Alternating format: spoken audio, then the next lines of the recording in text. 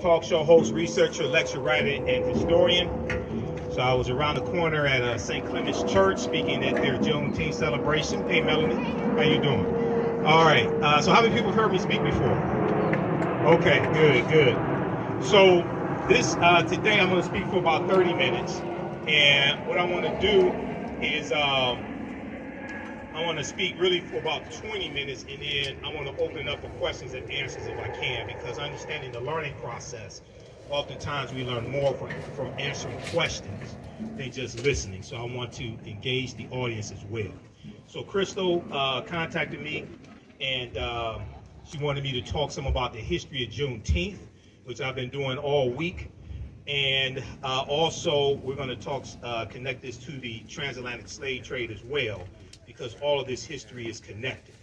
Okay, so I've done a number of media interviews this week dealing with Juneteenth, and I was on the Tammy Mack show on Fox Business Soul, the streaming service, on Wednesday, and we were talking about Juneteenth as a federal holiday. Now, is that a good thing or bad thing?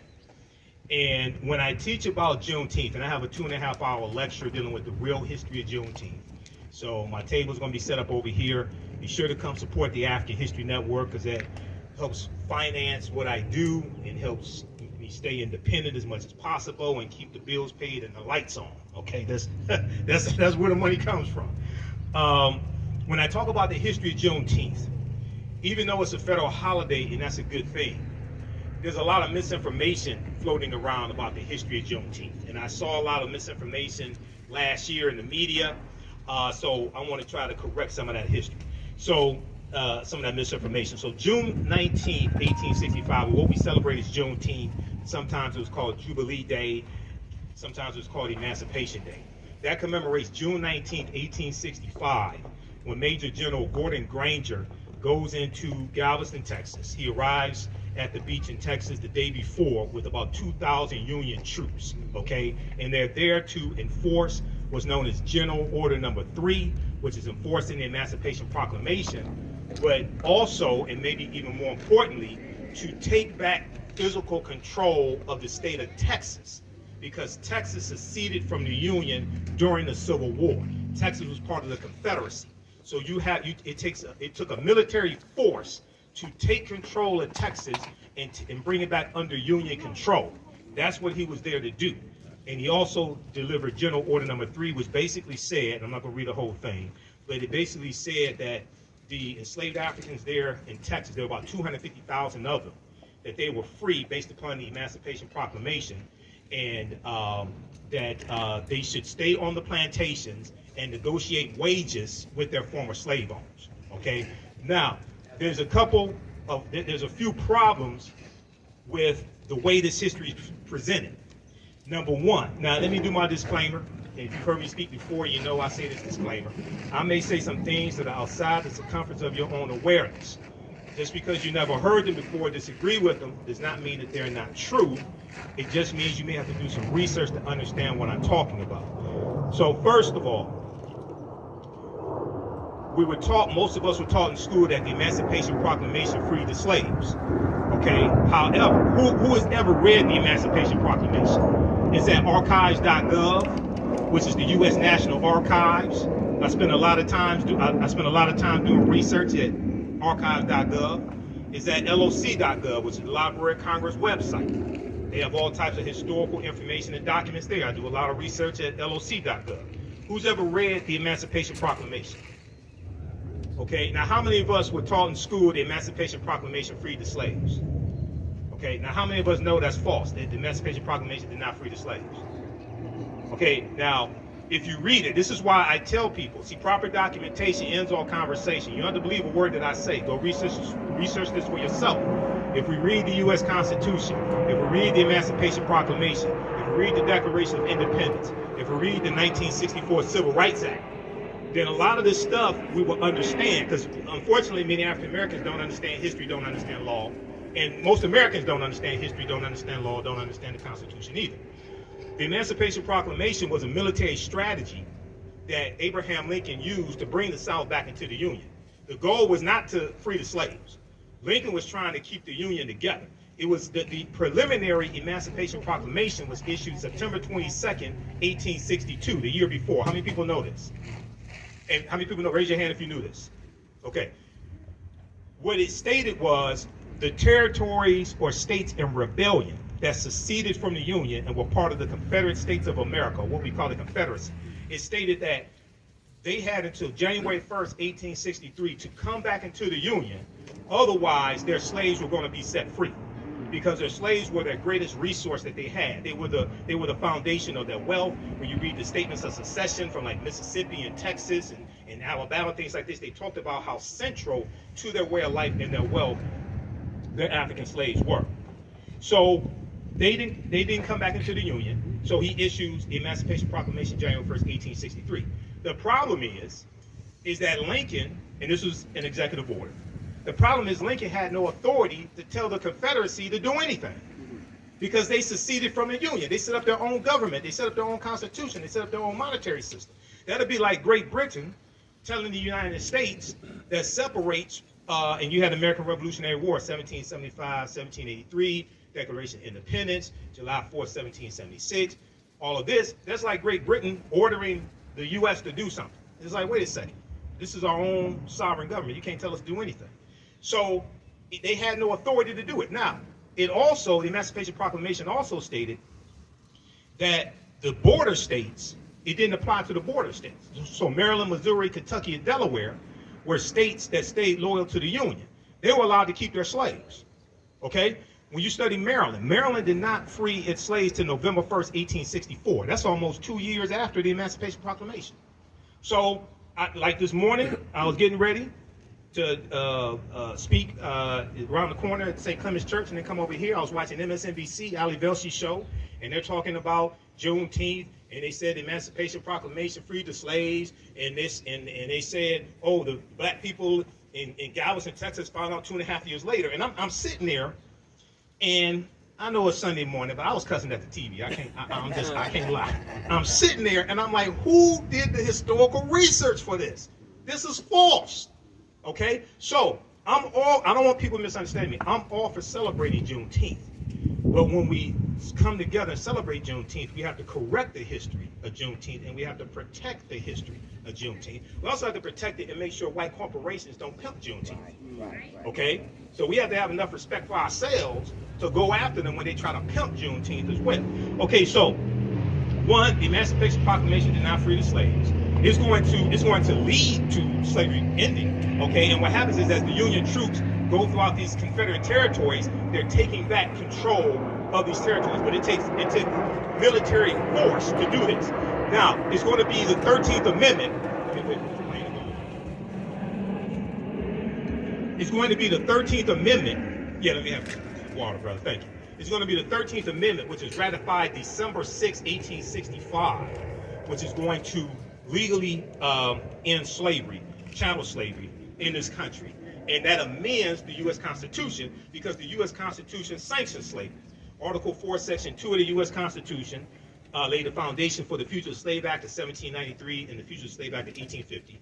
We know Article 1, Section 2, Clause 3 of the U.S. Constitution, what people call a three-fifths compromise, which is really misunderstood. It did not say we're three-fifths of a human being.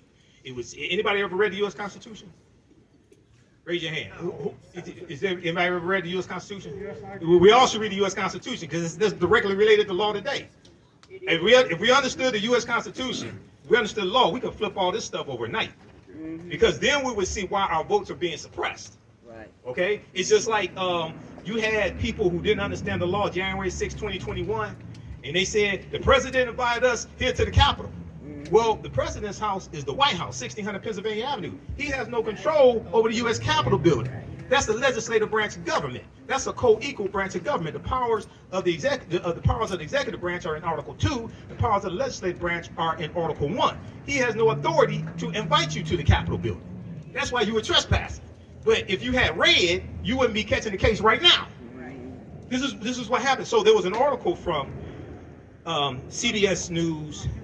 They did a segment, CBS News Morning, January 19th, 2021. I talk about this on my show a lot. It deals with how most Americans don't know what's in the U.S. Constitution. And they went out on the street And most of the people they talked to were white. And they were asking them things, how many members of the House of Representatives are there? Let's explain it. Are we near the airport?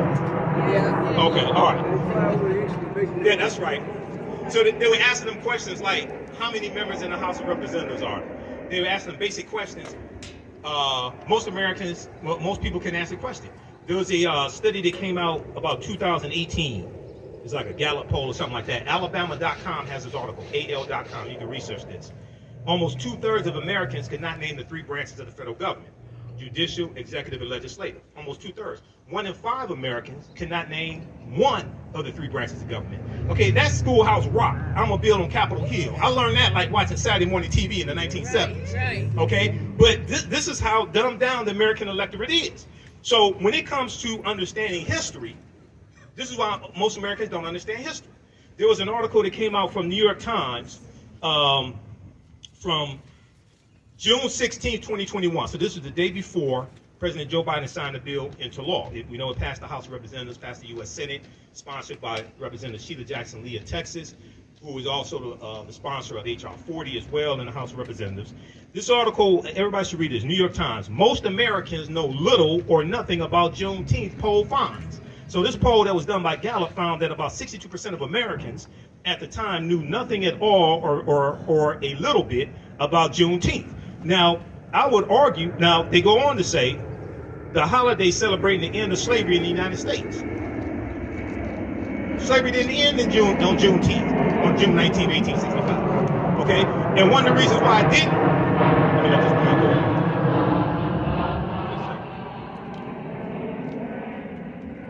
one of the reasons why slavery didn't end then is because some of the slave owners in Texas, not just Galveston, but some of the slave owners in Texas somehow kept the word away from their slaves or didn't abide by it if they got the word and kept them enslaved for an additional year. One of those slave owners was named Martha Gibbs. Not Marla Gibbs, not 227, there's no place like home, no place child, not Marla Gibbs. I'm talking about Martha Gibbs. Martha Gibbs was a white slave owner from Mississippi. She leaves Mississippi and takes her African slaves into Texas at gunpoint. Wow. Texas was a safe haven for many slave owners because Texas was more removed from battles of the Civil War and there was less of a Union presence in Texas. So you had slave owners from surrounding southern states who fled into Texas with their slaves. Okay? Martha Gibbs was one of them. Well, she kept her enslaved Africans to the following year, 1866. She didn't care about the Emancipation Proclamation, none of that stuff. That didn't mean nothing to the, just like the domestic terrorists, laws don't mean nothing to them. Okay? Wink, wink. The laws don't mean nothing to them. Right. That didn't mean nothing. That didn't mean nothing to them. Those are their descendants that stormed the U.S. Capitol building. Right. Okay? All this is tied back to the Civil War, Reconstruction. Right. All this history is connected. Okay? All right. So you're going to have some that are still enslaved to 1866. Now, it's important to celebrate Juneteenth. Why? Because Juneteenth is a celebration of freedom.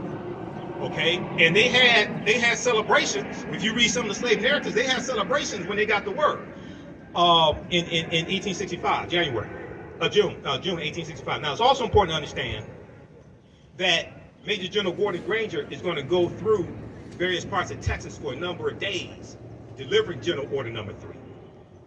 June 19th is the date that was agreed upon to celebrate as when they got the news. But all the African slaves in Texas did not get the news on that date. They go through for a number of days and deliver the news also. So Juneteenth is a celebration of freedom. It's not our Independence Day because we weren't independent. We still ain't independent today because about 97% of African Americans work for white people. Okay. Now I'm not saying go quit your job. That's economic suicide. I'm not saying quit your job, but I'm saying that's not Independence Day. That's Emancipation. You can say Emancipation Day. You can say Freedom Day. But no, we weren't independent then. We're still not independent now. It's a more important holiday. It's a more important holiday for African Americans than the 4th of July, or what Dr. Shaka Musa Shango called the 4th of July, Y-O-U-L-I-E.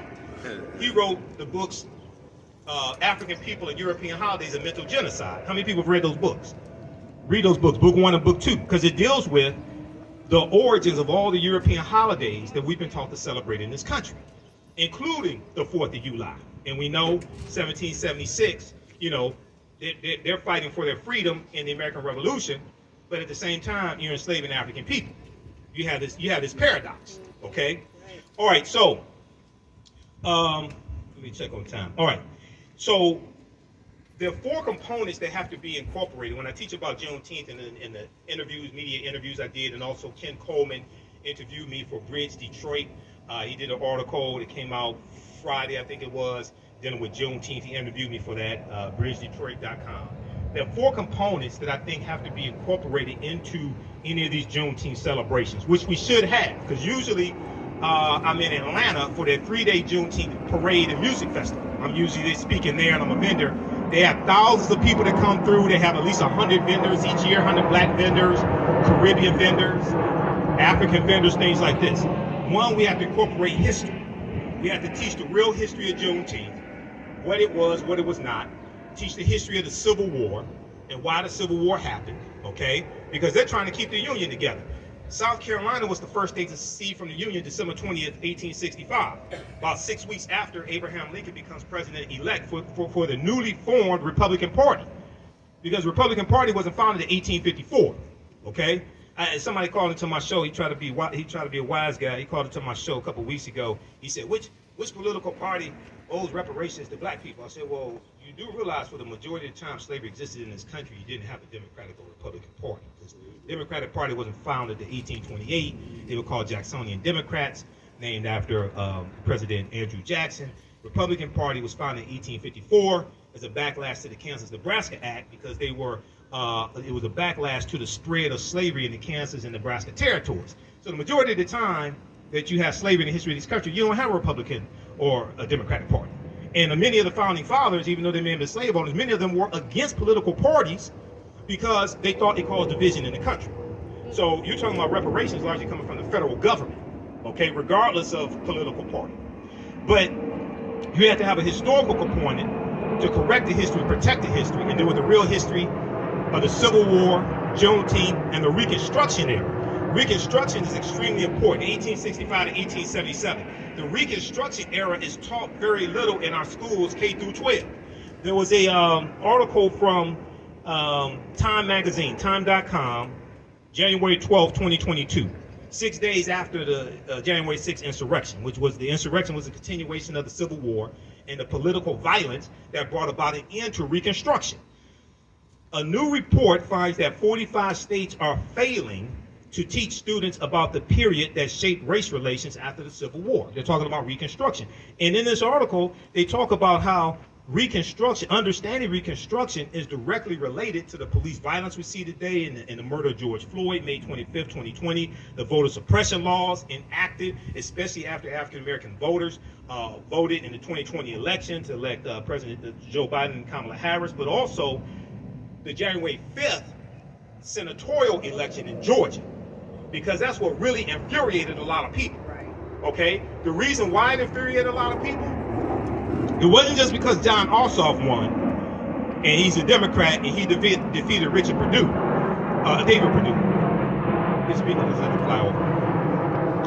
It's because Senator Reverend Raphael Warnock defeated Kelly Loeffler, and he became the first U.S. Senator from Georgia. People don't understand how monumental that was, what he did. What he did was beat the system. What I mean by beat the system, I'm not talking about the mail-in ballot system that Republicans voted into office in 2005 in Georgia.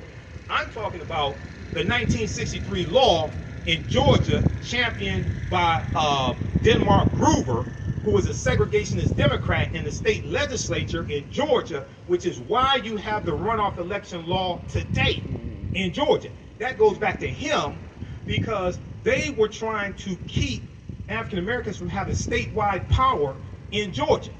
So to keep them from winning a statewide election, like senator, like governor, secretary of state. The reason why they did that was because in the primary election, if all the African Americans threw their votes behind one African American candidate, and then you had 2 or 3 or 4 white candidates, well, then the African-American candidate could win. So they created this runoff election, so if nobody got 50% of the vote, then they could have a do-over, and all the white people, regardless of political affiliation, could throw all their votes behind one white candidate and defeat the African-American candidate. This is why you have the state runoff election right now in Georgia. Well, what Reverend Raphael Warnock did, and Stacey Abrams, and the New Georgia Project, and St. Ufa, and all the activists, they beat the system. This infuriated the white supremacists because they said this is not supposed to happen. So what does Georgia do? Then they passed Senate Bill 202 to change the laws, and then Republicans wanted to repeal the same absentee ballot law that they voted in the law in 2005. Because what happened was we started learning the law, so we used the mail-in ballot law to our advantage and beat them in the system that they created. They said, "Oh no, now it's all of a sudden now it's all this fraud is a whole big problem. Right. You used it for 15 years to vote your people into office. Now we learn the law. Now all of a sudden you want to change the law." Okay, so this is much bigger than just one election. This is just much bigger than just one person. This is actually understanding fighting against a system of white supremacy and racism. So read this article from time.com. And Juneteenth also connects us to the transatlantic slave trade, or the Great Ma'afa, as Dr. Marimba Ani calls it, who wrote the book Yurugu, an African-centered critique of European cultural thought and behavior. The Ma'afa is a Kiswahili term, which means the great disaster, refers to our Holocaust, the transatlantic slave trade.